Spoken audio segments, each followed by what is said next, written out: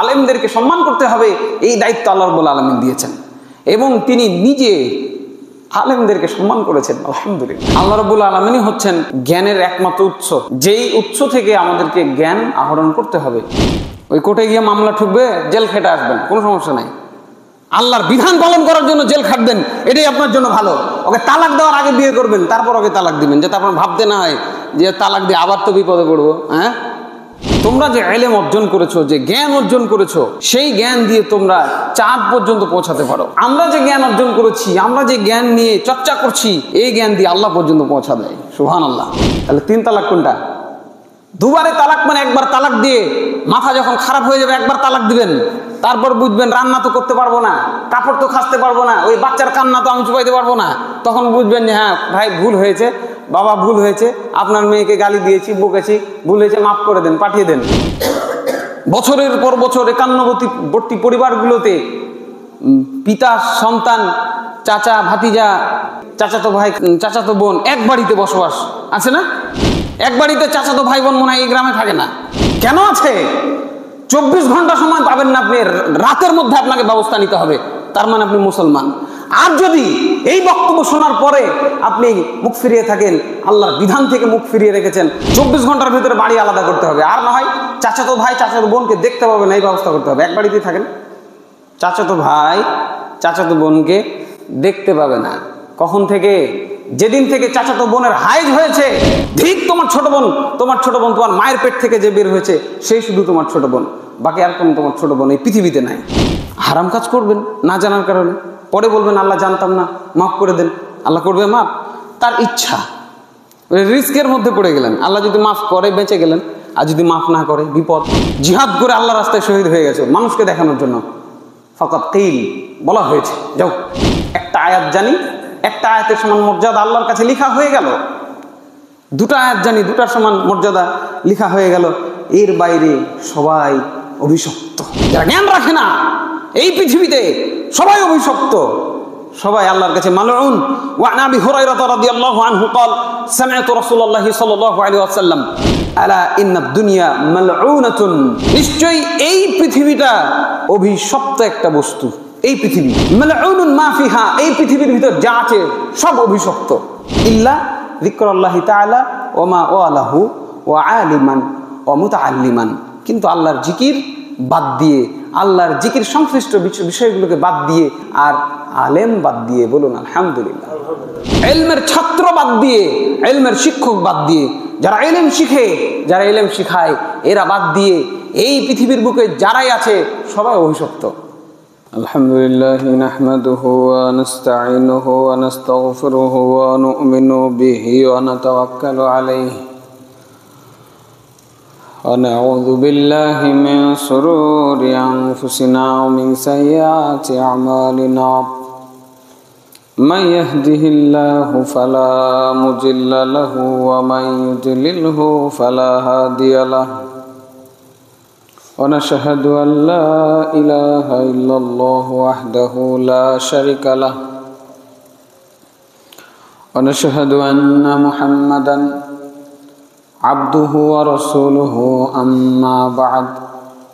أما بعد فإن خير الحديث كتاب الله وخير الهدى هدى محمد صلى الله عليه وسلم وشر الأمور محدثاتها وكل محدثة بدعة وكل بدعة ضلالة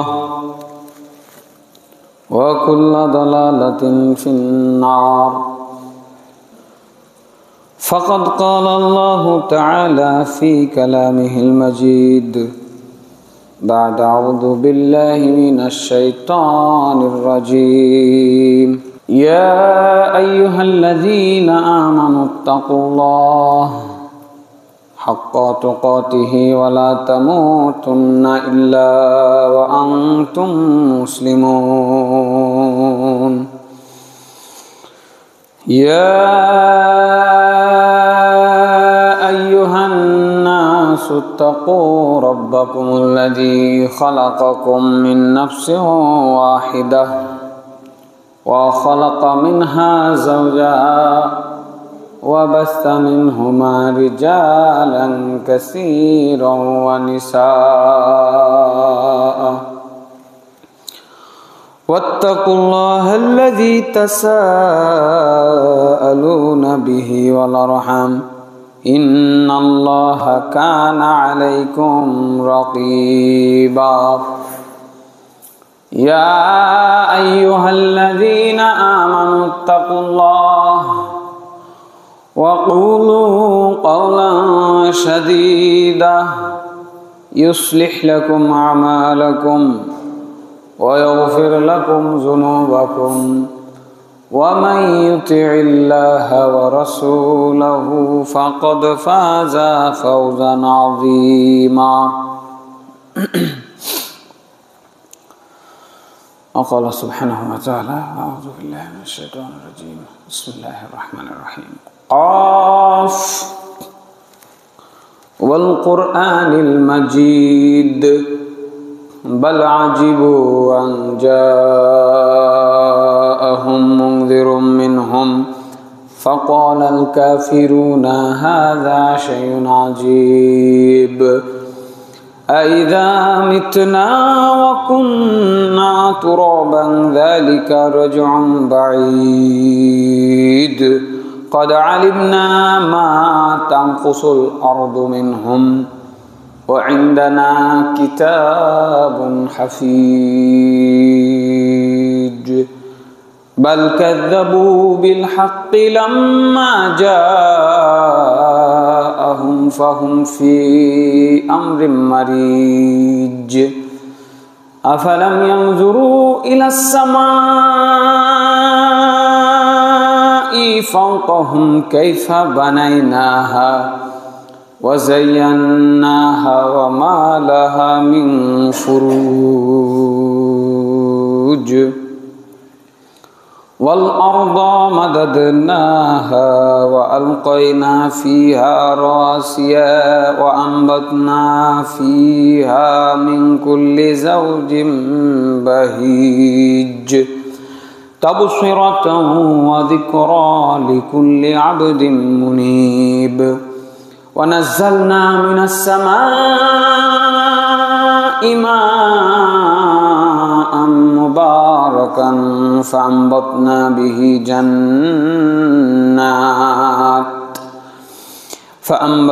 به جنات وحب الحصيد والنخل باسقات لها طلع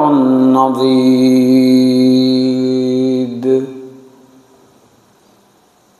وقال سبحانه وتعالى يرفع الله الذين آمنوا منكم والذين أوتوا العلم درجات والله بما تعملون خبير سورة مجادلة آية نمبر 11 وعن أبي هريرة قال سمعت رسول الله صلى الله عليه وسلم يقول ألا إن الدنيا ملعونة ملعون ما فيها إلا ذكر الله تعالى وما واله وعالما ومتعلما رواه الترمذي যাবতীয় প্রশংসা গুণগান হামদ সানা আল্লাহ রাব্বুল আলামিনের জন্য যাবতীয় দুরূদ ও শান্তির ধারা বর্ষিত হোক আমাদের শেষ নবী প্রিয় নবী মুহাম্মদুর রাসূলুল্লাহ সাল্লাল্লাহু আলাইহি ওয়াসাল্লামের উপরে।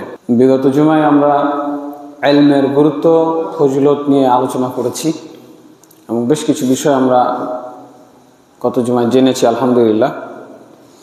আমরা অবগত হয়েছি যে আমাদের জীবনে যত আমল রয়েছে প্রত্যেকটা আমলের আগে আমাদের ইলমের প্রয়োজন। ইলম ছাড়া যদি আমরা আমল করি সেটা হয় শিরকে রূপান্তরিত হতে পারে অথবা বিদআতের রূপ লাভ করতে পারে, যার ফলশ্রুতিতে আমাদের আমলগুলো নষ্ট ভ্রষ্ট হয়ে যাবে।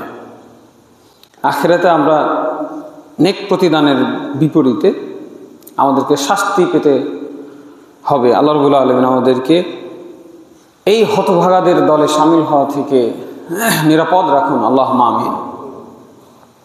ইলমের গুরুত্ব নিয়ে আমরা অনেক আলোচনা করেছি। আল্লাহ রাব্বুল আলামিন আদম আলাইহিস সালামকে লক্ষ্য করে বলছেন ওয়াল্লামা আদামা আল আসমাআ কুল্লাহা সুম্মা আরাদাহুম আলাল মালাইকা ফাকালা আনবিউনি বিআসমাই হাউলাই ইন কুনতুম সাদিকিন। আদম আলাইহিস সালামকে আল্লাহ রাব্বুল আলামিন ইলম দান করলেন, জ্ঞান দান করলেন। এরপরে ফেরেশতাদের সামনে তাকে হাজির করে বললেন, ফেরেশতাদের লক্ষ্য করে, তোমরা আমাকে এই সমস্ত জিনিসের নাম বলে দাও যদি তোমরা সত্যবাদী হও। ফেরেশতারা তাদের ইলমের যে ঘাটতি, আল্লাহ রাব্বুল আলামিন তাদের ইলমে যে ঘাটতি রেখেছেন সেই ঘাটতি স্বীকারোক্তি দিয়ে বলছেন, ক্বালু সুবহানাকা লা ইলমা লানা ইল্লা মা আল্লামতানা ইন্নাকা আনতাল আলিমুল হাকীম। সূরা বাকারা আয়াত নম্বর 32। হে আমাদের প্রতিপালক, মহাপবিত্র আপনি, আমাদের নিজেদের কোনো জ্ঞান নাই, নিজেদের কোনো ইলম নাই, অতটুকুই আছে যতটুকু আপনি আমাদের শিক্ষা দিয়েছেন। নিশ্চয়ই আপনি হচ্ছেন মহাজ্ঞানী, প্রজ্ঞাবান। অর্থাৎ এখান থেকে বোঝা গেল যে আল্লাহ রাব্বুল আলামিন আদম আলাইহিস সালামকে জ্ঞান দান করেছেন, ফেরেশতাদেরকেও আল্লাহ রাব্বুল আলামিন জ্ঞান দান করেছেন। আল্লাহ রাব্বুল আলামিনই হচ্ছেন জ্ঞানের একমাত্র উৎস, যেই উৎস থেকে আমাদেরকে জ্ঞান আহরণ করতে হবে। এবং এই জ্ঞানের মাধ্যমে আল্লাহ রাব্বুল আলামিন আদম আলাইহিস সালামকে তার সৃষ্ট ফেরেশতার উপরে মর্যাদা দান করলেন। বলুন আলহামদুলিল্লাহ। এরপরে ফেরেশতাদেরকে আদেশ করে বললেন যে ওয়াসজুদু লি আদম, তোমরা এখন আদমকে সিজদা করো। বলুন আলহামদুলিল্লাহ। ইলমের কারণে আল্লাহ রাব্বুল আলামিন বাহ্যিকভাবে মানুষকে যে সম্মান প্রদর্শন করেছেন, এই সূচনাটা আদম আলাইহিস সালাম দিয়ে শুরু। এই ইলম কতটা জরুরি আমাদেরকে বুঝতে আর বাকি থাকে না। জীবনের এই অল্পকালের হায়াত আমরা কত কিছুই না শিখেছি। কোন একজন বিশিষ্ট আলেমকে একজন ঠাট্টার স্বরে, বিদ্রূপের স্বরে বলছেন যে মানুষ তো চাঁদে চলে গেল, বিশাল বিশাল রকেট আবিষ্কার করলো, কত কিছু করছে, আর আপনারা আছেন ওই তালাকের ফতোয়া নিয়ে, হায়েজের মাসলা নিয়ে আপনারা ব্যস্ত। কথা বুঝলেন? চিৎকারি করা হলো। তিনি বললেন, তোমরা যে ইলম অর্জন করেছো, যে জ্ঞান অর্জন করেছো, সেই জ্ঞান দিয়ে তোমরা চাঁদ পর্যন্ত পৌঁছাতে পারো।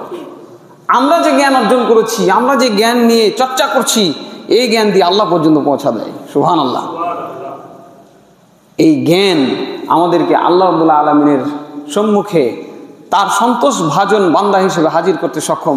আল্লাহ রাব্বুল আলামিন আমাদেরকে সেই উপকারী জ্ঞান দান করেন। আল্লাহুম্মা আমিন। এই পার্থিব জ্ঞানের প্রয়োজন আছে, সবার জন্য এটি বাধ্যতামূলক নয়, কিন্তু এই শরীয়তের শরঈ জ্ঞান অর্জন করা সবার জন্য বাধ্যতামূলক। কোরআনের কোথাও নাই, হাদিসে কোথাও নাই যে আপনাকে প্লেন আবিষ্কার করা শিখতেই হবে, প্লেন আবিষ্কার করে আপনাকে প্লেন উড়াইতেই হবে, প্লেন উড়াইতে না পারলে আপনার জন্য গুনাহ হবে। না, যে কেউ প্লেন আবিষ্কার করুক, সেই প্লেনে চড়ে আমরা হজ্জে যাব, আলহামদুলিল্লাহ। প্লেন আবিষ্কার করা ফরজ নাকি? কিন্তু ইলম অর্জন করা ফরজ। তলাবুল ইলমি ফারিদাতুন আলা কুল্লি মুসলিম। প্রত্যেক মুসলমানের জন্য দ্বীনের জ্ঞান অর্জন করা ফরজ। দ্বীনের জ্ঞান না থাকার কারণে নানামুখী প্রবলেমে আমরা কিন্তু ফেঁসে আছি। এই ধরেন যে বিশেষ করে যারা হানাফি মাযহাবে বিশ্বাস করেন, রাগের মাথায় বউকে 3 তালাক দিয়ে দিলেন, তারপরে আপনি এখন বউ বাচ্চা কাচ্চা নিয়ে বিপদে পড়ে গেলেন, পোতাপুতি হয়ে গেছে, এরকম অবস্থায় বউকে 3 তালাক। আচ্ছা, জ্ঞান থাকলে আপনার এই বিষয়ে আপনার কোনো দুশ্চিন্তা হতো না। রাগের মাথায় মানুষ তো তালাক দেয়, তালাক তো আর মানুষ ঠান্ডা মাথায় দেয় না, তাই না? জ্ঞানের অভাব। এখন আপনি ভাবলেন যে এখন কি করা যায়, এখন কাপড়ও খাঁচতে জানি না, রান্নাও করতে জানি না, বউকে তো বলেছি যে আর আসবি না, এই চোকাট আর কোনো দিন এই চোকাটে পা দিবি না। হ্যাঁ, পরে শেষে ইনিয়ে বিনিয়ে ঘুরিয়ে ফিরিয়ে কোনো একজন ভাড়াটে ষাঁড় নিয়ে এসে বন্ধু যাই করিস ভাই, একটা রাত আমার বউয়ের সাথে থাকিস, কিছু করিস না। হ্যাঁ, নাউজুবিল্লাহ বলবেন না? এই ধিকৃত এই জীবন বিধান কারা আবিষ্কার করেছে? যারা জাহেল, যারা দিন সম্পর্কে জ্ঞান রাখে না, আল্লাহর বিধান সম্পর্কে জ্ঞান রাখে না, তারা এগুলো আবিষ্কার করেছে এবং নাম দিয়ে চালিয়ে দিয়েছেন হানাফি মাযহাবে আছে। হানাফি মাযহাব, আল্লাহ হানাফি মাযহাব নাজিল করেছেন না, এগুলো নাম ভাঙিয়ে বলা হচ্ছে এটা হানাফি মাযহাবে আছে। কিন্তু আপনি যদি ইমাম আবু হানিফা রাহিমাহুল্লাহ পর্যন্ত পৌঁছায় যান কোনোভাবে, তার কিতাবাদি খুলে দেখেন, আপনি এখানে এই একসাথে 3 তালাক দিলে 3 তালাক হয়ে যাওয়ার পরে আবার ওর আরেক জায়গায় বিয়ে দিয়ে, যেটাকে হিলা বলে নাকি, হিল্লা করে আবার ওকে বাড়িতে তুলতে হবে। এটা আপনি আবু হানিফা রাহিমাহুল্লাহ থেকে প্রমাণ করতে পারবেন না, ইনশাল্লাহ পারবেন না। এটা আপনার হুজুর পেট বানিয়ে ঢুকিয়ে রেখেছে। কিসের কারণে? ইলম না থাকার কারণে। ইলম কি বলছে? ইলম কি? ইলম হচ্ছে আল কোরআন, কিতাবুল্লাহ তাআলা। আল্লাহর কিতাব বলছে আত-তালাকু মাররাতাইন, তালাক হবে দুবারে। আচ্ছা, আল্লাহ বলে দিল, ফাইসালা দিয়ে দিলেন তালাক হবে দুবারে। হুজুর ফাইসালা দিল একসাথে 3টা তালাক দিল, তালাক হয়ে যায় একবারেই। আল্লাহ আর মোল্লার এই যে প্যারালাল দ্বন্দ্ব আবহমান কাল থেকে চলে আসছে, এই দ্বন্দ্ব ভাঙতে হবে। এই প্যারালাল দ্বন্দ্ব ভাঙতে গেলে আমাকে কি করতে হবে? ইলম অর্জন করতে হবে। মুফতি সাহেবের সামনে এই আয়াত নিয়ে গিয়ে দেখায় দিতে হবে আত-তালাকু মাররাতান। ইমাম সাহেব, হুজুর সাহেব, এই যে আল্লাহ তাআলা বলছেন তালাক দুবারে দিতে হবে, তাহলে 3 তালাক কোনটা? দুবারে তালাক মানে একবার তালাক দিয়ে মাথা যখন খারাপ হয়ে যাবে একবার তালাক দিবেন, তারপর বুঝবেন রান্না তো করতে পারবো না, কাপড় তো খাসতে পারবো না, ওই বাচ্চার কান্না তো আমি চুপাইতে পারবো না। তখন বুঝবেন যে হ্যাঁ ভাই ভুল হয়েছে, বাবা ভুল হয়েছে, আপনার মেয়েকে গালি দিয়েছি, বকেছি, ভুল হয়েছে, মাফ করে দেন, পাঠিয়ে দেন, নিয়ে আসেন। হুঁশ হলো এক হায়েজের মধ্যে আপনি তাকে ফিরে আনবেন। দ্বিতীয় হায়েজের আবার সে আসার পর আবার বদমাইশি করছে, আবার অন্যায় অনিয়ম করছে, আল্লাহর নাফরমানি করছে, আবার তালাক দিবেন। আবার এক হায়েজ পার হবে, তারপরেও যদি শয়তানি মহিলা ঠিক না হয়, যদি শয়তানি মহিলা হয়, যদি বুঝতে পারেন যে নামাজ পড়ে না, রোজা করে না, হ্যাঁ আল্লাহ বিল্লাহ নাই, গোটা দুনিয়া ওকে নিয়ে এসে দেওয়ার পরে বলবে জীবনে কিছুই দেয়নি, আছে না নাই? এবার আপনি বুঝলেন যে না, এই ডাইনি মহিলাকে বাসায় রাখলে আমার ক্ষতি আছে, আমার ভবিষ্যৎ প্রজন্মের ক্ষতি আছে। ওকে তালাক দেওয়ার আগে আরেকটা বিয়ে করবেন, তারপর ওকে তালাক দিবেন। কথা বুঝেছেন? ওই কোর্টে গিয়ে মামলা ঠুকবে, জেল খেটে আসবেন, কোনো সমস্যা নাই। আল্লাহর বিধান পালন করার জন্য জেল খাটবেন, এটাই আপনার জন্য ভালো। ওকে তালাক দেওয়ার আগে বিয়ে করবেন, তারপর ওকে তালাক দিবেন, যাতে আপনার ভাবতে না হয় যে তালাক দিয়ে আবার তো বিপদে পড়বো। হ্যাঁ, তবে মা বোনদের বলতে চাই, এইটা আপনার জন্য অসম্মান না, এটা ওই সমস্ত নারীদের জন্য যারা আয়েশা রাদিয়াল্লাহু আনহা, খাদিজা রাদিয়াল্লাহু আনহার চরিত্র থেকে বাইরে গিয়ে নিজেদেরকে এই দুনিয়াবি ভোগবিলাসী, ওই থার্ড ক্লাস, ওই পশ্চাত্য, ওই ভারতীয় শিক্ষা নিয়ে যারা শিক্ষিত হয়ে অশিক্ষিত নারী রয়েছে, আমি তাদেরকে এই কথাগুলো বললাম। অশিক্ষিত নারী যারা জানে না যে আল্লাহকে বাদ দিয়ে সিজদা করার জন্য যদি আল্লাহ কাউকে বলতেন তো তার স্বামীকে সিজদা করতে বলতেন। সুবহানাল্লাহ। আবার অনেক স্বামী আছে তার নিজের আবার ঠিক ঠিকানা নাই, বউটা ঠিকই ভালো, কিন্তু ওই সময় মতো রান্না করে পায়নি, তাই এখন হাঁড়ি ভেঙে দিয়ে বলছে ভাই বাড়ি থেকে আমার ঠিক মতো রান্না হলো না কেন। এই সমস্ত পুরুষকেও আমি ধিক্কার জানাই। জ্ঞান অর্জন করতে হবে। আমার যদি জ্ঞান থাকতো তাহলে আমি এই যে এরকম অসংখ্য উদাহরণ, একটা উদাহরণ দিলাম যেটি আমাদের সমাজে বাস্তব আমরা দেখতে পাচ্ছি। ইলম না থাকার কারণে এই ধরনের বেকায়দায় আমাদের সমাজ পড়ে আছে। রাগের মাথায় 3 তালাক দেওয়ার পরে তারা ফতোয়া খুঁজে বেড়ায়। ফতোয়া আসে যে কারোর সাথে বিয়ে দেয়া লাগবে, তার আগে আপনি ওই বউ আর হালাল হবে না। না, কে বলেছে হালাল হবে না? ভুল ফতোয়া। ইলম বলছে, আল্লাহ বলছেন আত-তালাকু মাররাতাইন, 1 কোটি বার যদি তালাক দেন এক বৈঠকে তালাক হবে একটা। কয়টা? একটা। কে বলেছেন? আল্লাহ সুবহানাহু ওয়া তাআলা বলেছেন। তালাক হবে 3 বারে। তৃতীয় তালাকের পরে আর ফেরত নেওয়া সুযোগ থাকবে না। আরেক জায়গায় বিয়ে হবে, নাটকীয় বিয়ে দিয়ে হবে না, আরেক জায়গায় বিয়ে হবে অটোমেটিক। ওইখানে ঘর সংসার করবে, ওই স্বামীর সাথে চলতে পারবে না, 3 বার তালাক দিবে 3 হায়েজে, তারপর আপনি তাকে চাইলে বিয়ে করতে পারবেন, সুযোগ হালাল হইল। তো এগুলাই করবেন নাটক আপনি নাকি? হ্যাঁ, সম্মান, একটা সামাজিক সম্মান বোধ নাই আপনার ভেতরে? এই ইসলাম কি নাটকীয়তার জন্য নাজিল করা হয়েছে? না। কাজে আল্লাহ রাব্বুল আলামিন আমাদেরকে এই যে ইলমের গুরুত্ব বোঝার তৌফিক দান করেন। আল্লাহুম্মা আমিন।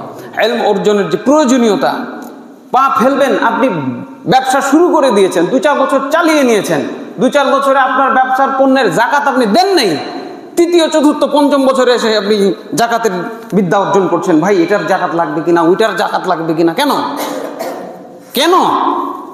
প্রথম বছরে আপনার এই জ্ঞান অর্জন করে আপনাকে ব্যবসায় নামতে হইতো। কিসের উপরে যাকাত লাগে আর কিসের উপরে যাকাত লাগে না। আপনি অবচেতন মনে মুসলমানের সন্তান হয়ে 3-4 বছরের যাকাত আপনি ফাঁকি দিয়ে দিলেন, আল্লাহকে যাকাত দিলেন না। আপনি জানেন না যে আপনার ব্যবসায়ী পণ্যে যাকাত লাগে, এটাই জানেন না। তারপরে আল্লাহ ক্ষমাশীল, আলহামদুলিল্লাহ, আল্লাহ ক্ষমাশীল, আল্লাহ ক্ষমা করে দেবেন। কিন্তু জ্ঞান অর্জন ঠিকভাবে না করলে কোন পণ্যে কি পরিমাণ জাকাত দিতে হয়, হ্যাঁ, যদি আমি না জানি তাহলে একটা ফরজ বিধান লঙ্ঘন হয়ে গেল না, ফরজ বিধান লঙ্ঘন হয়ে গেল। একইভাবে পর্দাপোষিতা নিয়ে বছরের পর বছর 91বর্তী পরিবারগুলোতে পিতা সন্তান, চাচা ভাতিজা, হ্যাঁ, এইভাবে চাচাতো ভাই চাচাতো বোন এক বাড়িতে বসবাস আছে না? না বানিয়ে বলছি মনে হয়, পেট বানিয়ে বলছি নাকি? নাই মনে হয়, এই গ্রামে নাই আলহামদুলিল্লাহ। এক বাড়িতে চাচাতো ভাই বোন মনে হয় এই গ্রামে থাকে না। কেন আছে? 24 ঘন্টা সময় পাবেন না আপনি, রাতের মধ্যে আপনাকে ব্যবস্থা নিতে হবে, তার মানে আপনি মুসলমান। আর যদি এই বক্তব্য শোনার পরে আপনি মুখ ফিরিয়ে থাকেন, আল্লাহর বিধান থেকে মুখ ফিরিয়ে রেখেছেন, 24 ঘন্টার ভিতরে বাড়ি আলাদা করতে হবে। আর না হয় চাচাতো ভাই চাচাতো বোনকে দেখতে পাবেন, এই ব্যবস্থা করতে হবে। এক বাড়িতেই থাকেন, চাচাতো ভাই চাচাতো বোনকে দেখতে পাবে না। কখন থেকে? যেদিন থেকে চাচাতো বোনের হাইজ হয়েছে সেদিন থেকে চাচাতো বোন চাচাতো ভাইয়ের সামনে যেতে পারবে না।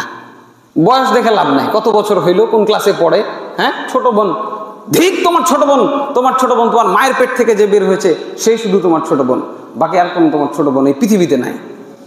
আর যেই মেয়ে তোমার মায়ের দুধ খেয়েছে সে হলো তোমার দুধ বোন, পরিচয় ওটাই দিতে হবে, আমার দুধ বোন, আমার বোন বলতে পারবেন না। তাহলে জ্ঞান নেই, জ্ঞান ছিল না, না থাকার কারণে প্রত্যেকটা পরিবারের একই হাল অবস্থা। এই জন্য জ্ঞান অর্জন করতে হবে। আমি কার সাথে দেখা করতে পারবো, কার সাথে দেখা করতে পারবো না, এই জ্ঞানগুলো অর্জন করতে হবে। এই জন্যই গত জুমায় বলছিলাম, তলাবুল ইলমি ফারিদাতুন আলা কুল্লি মুসলিম। এটি শুধু হাদিস নয়, প্রত্যেকটা মুসলমানের উপরে ধর্মীয় জ্ঞান অর্জন করা, কোরআন হাদিসের জ্ঞান অর্জন করা ফরজ। এটি শুধু হাদিস নয়, এটি আপনার আমার জীবনের সাথে কানেক্টেড, রিলেটেড একটা ব্যাপার। হারাম কাজ করবেন না জানার কারণে, পরে বলবেন আল্লাহ জানতাম না, মাফ করে দেন, আল্লাহ করবে মাফ, তার ইচ্ছা। রিস্কের মধ্যে পড়ে গেলেন, আল্লাহ যদি মাফ করে বেঁচে গেলেন, আর যদি মাফ না করে বিপদ। হারাম কাজ করার কারণে, কোরআনের বিধান লঙ্ঘন করার কারণে, ওই শুধু রাষ্ট্রযন্ত্র কোরআনের বিধান লঙ্ঘন করছে, আঙুল শুধু ওইদিকে আমরা তুলছি, হ্যাঁ, আল্লাহর আইন চাই, সৎ লোকের শাসন চাই, শুধু সংসদ ভবন আর বাড়ির ভিতরে খবর নাই। এখানে যে আল্লাহর বিধানকে লঙ্ঘন করা হচ্ছে, এটার জন্য আল্লাহ আমাকে ছাড়বে? ছাড়বে না, না। জ্ঞান অর্জন এই জন্য আমাদেরকে করতে হবে। সম্মানিত মসজিদের মুসল্লি, জ্ঞান অর্জন যারা করে, যারা আলেম, আলেমের মর্যাদা কত বেশি আল্লাহর কাছে। কি পরিমাণ জ্ঞান অর্জন করলে আলেম হবেন এর কোনো ক্রাইটেরিয়া নাই, এগুলো মানুষে বানিয়েছে। মানুষে, এই পৃথিবীর মানুষ বোঝার স্বার্থে, বোঝানোর স্বার্থে কিছু ক্যাটাগরি বানিয়েছে, এরা হলো আলেম। না, আলেম হচ্ছে যারা আল্লাহর কালাম জানে, আল্লাহ রাসূল সাল্লাল্লাহু আলাইহি ওয়াসাল্লামের বাণীগুলো যারা জানে, তারাই আল্লাহর কাছে আলেম।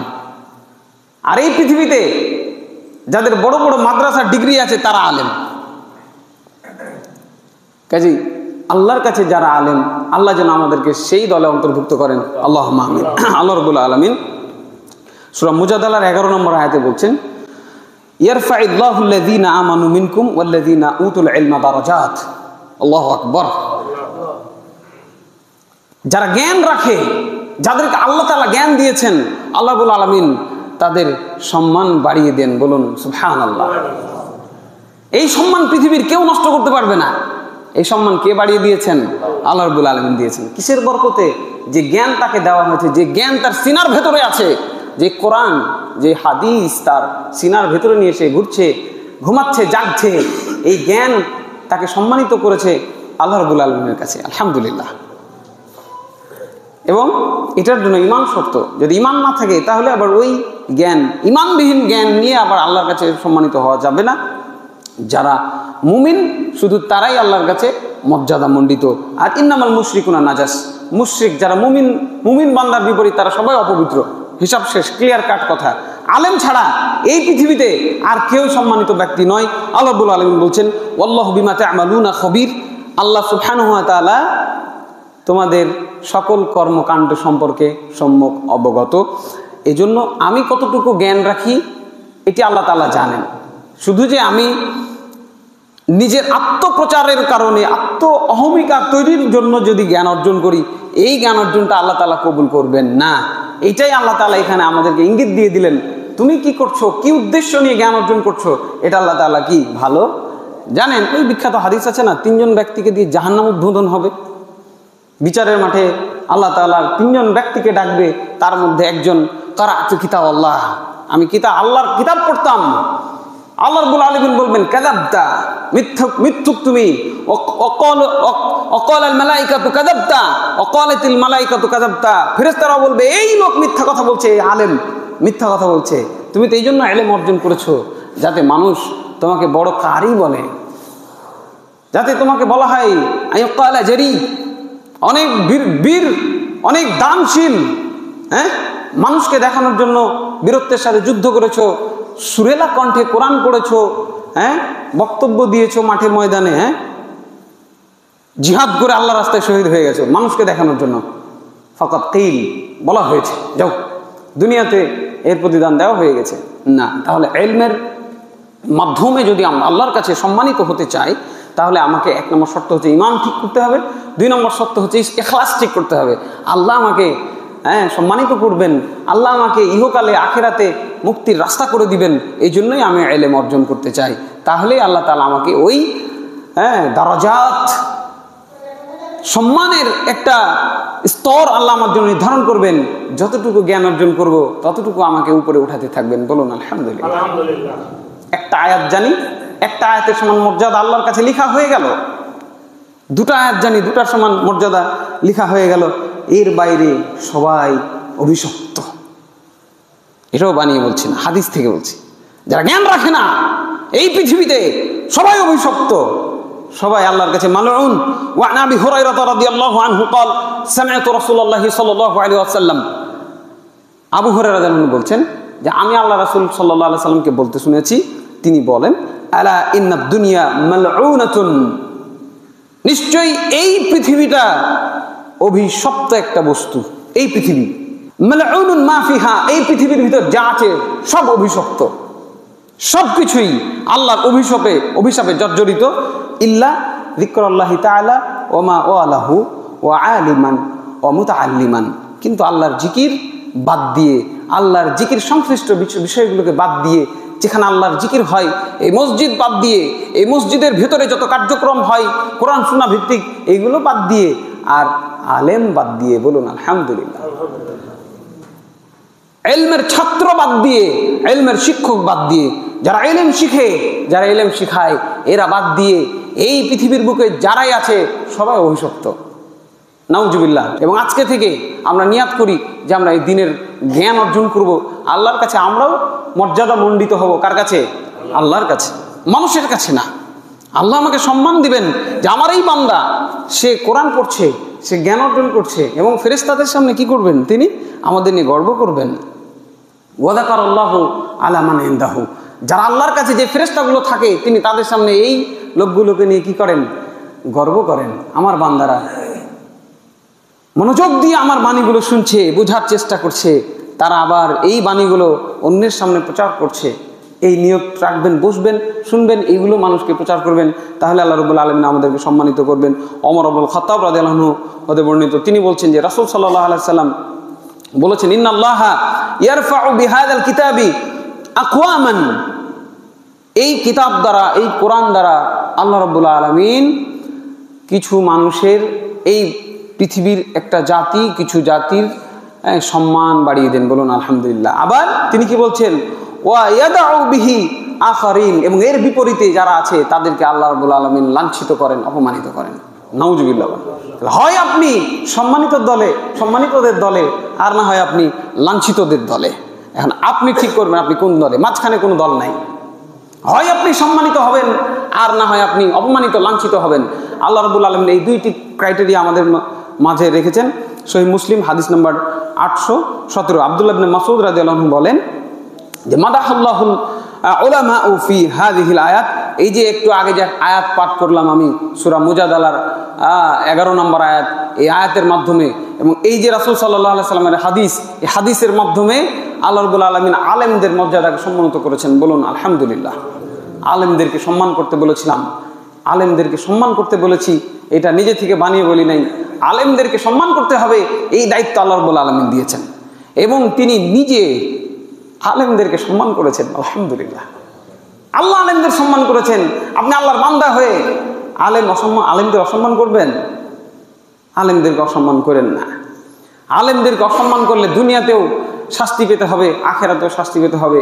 আপনার চোখের সামনে আল্লাহ রাব্বুল আলামিন এই দুনিয়াতে যারা আলেমদেরকে কষ্ট দিয়েছে, শাস্তি দিয়েছে, বিনা কারণে আলেমদেরকে বিব্রত করেছে, মিথ্যা মামলা দিয়ে তাদেরকে বছরের পর বছর নির্যাতন করেছে, আল্লাহ তাদেরকে দুনিয়াতে শাস্তি দিয়েছেন না?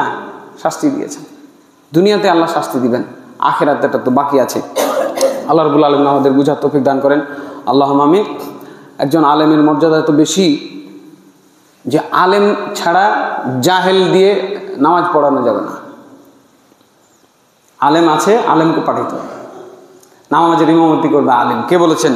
বিশ্বনবী মুহাম্মদ মুস্তাফা সাল্লাল্লাহু আলাইহি ওয়াসাল্লাম। তিনি বলছেন, ইয়াকুমুল কওমা আকরাউহুমুল কিতাবাল্লাহ। তোমাদের মধ্যে ইমামতি করবে যে আল্লাহর কিতাব সম্পর্কে বেশি জ্ঞান রাখে, কোরআনের জ্ঞান বিদ্যা যার পেটে বেশি আছে সে ইমামতি করবে।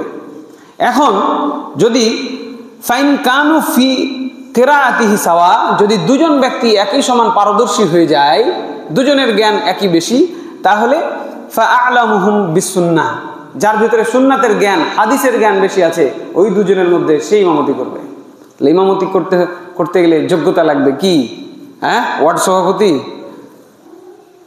জেলা সভাপতি, পৌরসভার মেয়র নাকি এমপি?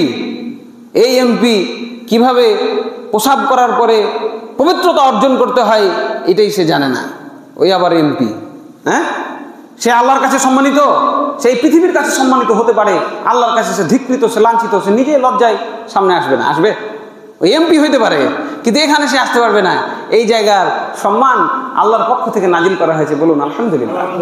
কে আসবে ইমামতি করতে? যার ভিতরে কোরআনের বিদ্যা বেশি আছে, যার ভিতরে হাদিসের বিদ্যা বেশি আছে। মুসলিম হাদিস নাম্বার 673। আলেমদেরকে আল্লাহ রাব্বুল আলামিন আরো সম্মান দিয়েছেন, বিবেকবান বলে তিনি তাদের সম্বোধন করেছেন। ওয়াতিলকাল আমসালু নাদরিবুহা লিন-নাস। এই উদাহরণগুলো আমি মানুষের জন্য পেশ করেছি, মানুষের জন্য এই কোরআন থেকে বহু উদাহরণ আমি পেশ করেছি, বহু ঘটনা বলি আমি নাজিল করেছি। ওয়ামা ইয়াকিলুহা ইল্লাল আলিমুন। আলেম ছাড়া এই জ্ঞান, এই বিবেকবোধ কারো নাই, বলুন আলহামদুলিল্লাহ। শুধু আলেমরাই জ্ঞান রাখে, বিবেক রাখে। যে যার মধ্যে এলেম নাই, সে যত বড়ই বাকপটু ব্যক্তি হোক না কেন, যত কোটি টাকার সম্পত্তি তার থাকুক না কেন, যত ক্ষমতায় আল্লাহ তাকে পৃথিবীতে দিক না কেন, আলেমের থেকে তার মর্যাদা কোনো অংশে বেশি হতে পারে না। শুধুমাত্র আলেমদের মর্যাদা আল্লাহর কাছে সব থেকে বেশি। এবং আলেমের বিপরীতে সবাই কি বললাম? অভিশপ্ত। যারা এলেম অর্জন করে এবং অন্যকে এলেমের শিক্ষা দেয়, শুধু তারাই এই অভিশাপ থেকে বাঁচতে পারবে। আল্লাহ রাব্বুল আলামিন আমাদেরকে আল্লাহর অভিশাপ থেকে বাঁচার তৌফিক দান করেন, আল্লাহুম্মা আমিন। এবং ইলম অর্জনের মাধ্যমে এই সমস্ত দারাজাত, এই সমস্ত মর্যাদার স্তরগুলো লাভ করার তৌফিক দান করেন, আল্লাহুম্মা আমিন। সূরা আনকাবুত আয়াত নম্বর 43, যেটি এইমাত্র আমি পাঠ করলাম। আমি বলতে চাই যুবক ভাইদেরকে, এই যে সম্মানগুলোর কথা আল্লাহ রাব্বুল আলামিন বললেন, এই কথা বলতে পারবে তুমি? এই যে তুমি আতা গাছে তোতা পাখি শিখে বড় হয়েছো, তুমি বলতে পারবে যে তোমার আমলনামায় একটা নাকি আধখান নাকি লেখা হয়েছে? তুমি যে আতা গাছের তোতা পাখি পড়ে সারাটা জীবন পার করে দিলা, তোমার কপালে কি এই সম্মান জুটবে? তুমি নিজেই এখন নির্ধারণ করো। এই ভুল তো তোমার পিতামাতা করেছে, এখন তুমি শুনছো আমার খুতবা, আমার আলোচনা। তুমি যে এই নারীর দেহের ব্যবচ্ছেদ শিখে তুমি যে বড় বিজ্ঞ ব্যক্তি হয়েছো, কোথায় স্তন থাকে, কোথায় তার এগুলো বলতেও খারাপ লাগে।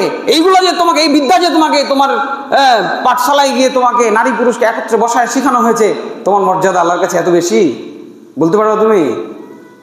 তোমার মাকে, তোমার বাপকে গিয়ে তুমি বলবা, এই শিক্ষা, এই বিদ্যার জন্য তুমি আমাকে পাঠিয়েছো, আমি এই বিদ্যা শিখবো না, আমি আল্লাহর বিদ্যা শিখবো, আল্লাহর কালামের বিদ্যা শিখবো। যদি ওইটার ব্যবস্থা করতে পারো তাহলে এটা আমি শেষ করতে পারি মাত্র।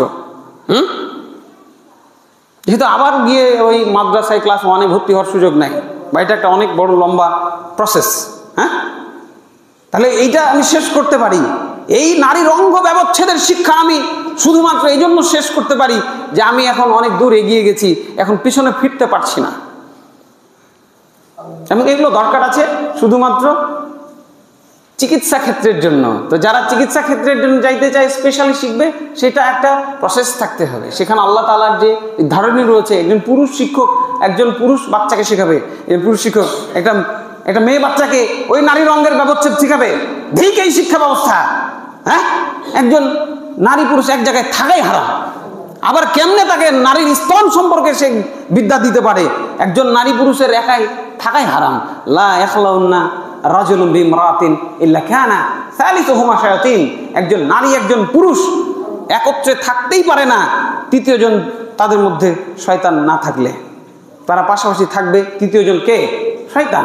শিক্ষা ব্যবস্থা চেঞ্জ করতে হবে। পুরুষ পুরুষকে শিখাবে, নারী নারীকে শিখাবে। আর পুরুষ যদি ওই বিষয়ে পারদর্শী হয়, নারীদের মধ্যেই পারদর্শিতা নাই, তাহলে পুরুষ নারীকে শিখাবে, কোনো সমস্যা নাই।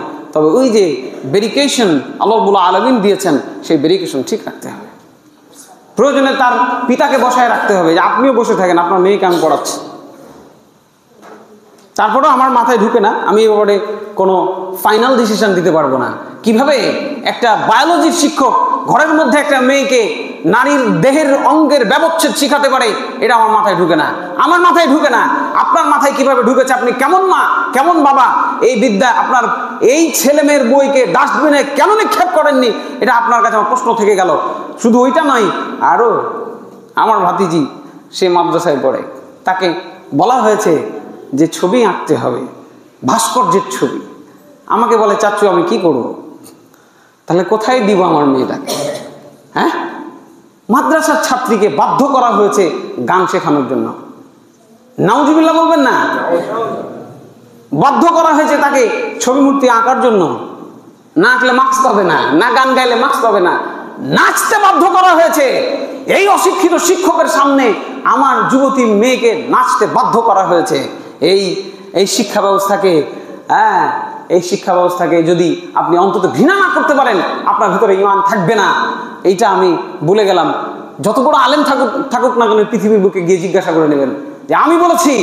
এই শিক্ষা ব্যবস্থার প্রতি যদি অন্তত ঘৃণা না রাখতে পারেন, আপনার ঈমান থাকবে না।